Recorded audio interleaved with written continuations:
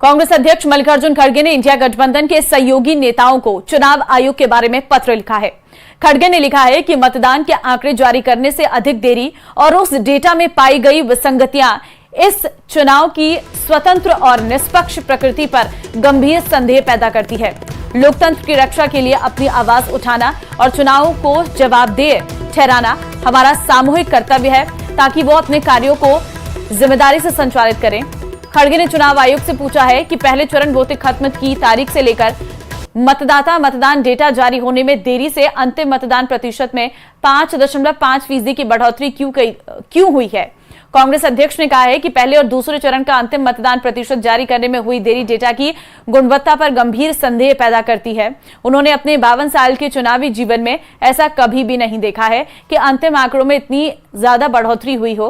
खड़गे ने इंडिया गठबंधन के दलों से कहा है कि हम सभी जानते हैं कि पहले 2 चरणों में मतदान के रुझान से पीएम मोदी और बीजेपी किस तरह घबराई हुई है और निराश है।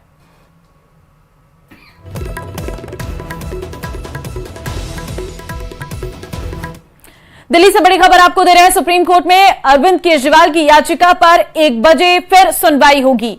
सुप्रीम कोर्ट अरविंद केजरीवाल को अंतरिम जमानत पर 1 बजे सुनवाई करेगा। जस्टिस खन्ना ने कहा है कि चुनाव का मौसम है, असाधारण स्थिति है, वो दिल्ली के सीएम है, इनके खिलाफ कोई और केस नहीं है। तो केजरीवाल की याचिका पर 1 बजे फिर से सुनवाई होने जा रही है। जस्टिस खन्ना ने कहा है, आपको जानकारी दे दें कि अरविंद केजरीवाल इस वक्त तिहाड़ जेल में बंद है और आज उनकी याचिका पर सुनवाई है।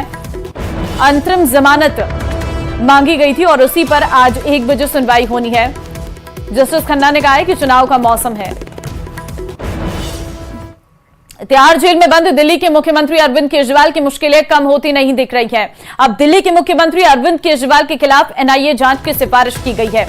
अरविंद केजरीवाल पर सिख फॉर जस्टिस समेत खालिस्तानी संगठनों से 133 करोड़ रुपए लेने का आरोप है और इसी आरोप पर दिल्ली के उपराज्यपाल वीके सक्सेना ने गृह मंत्रालय से एनआईए जांच की सिफारिश की है, जिसमें कहा गया है कि केजरीवाल ने बैन किए आतंकी संगठन सिख फॉर जस्टिस में से पॉलिटिक फंडिंग ली है।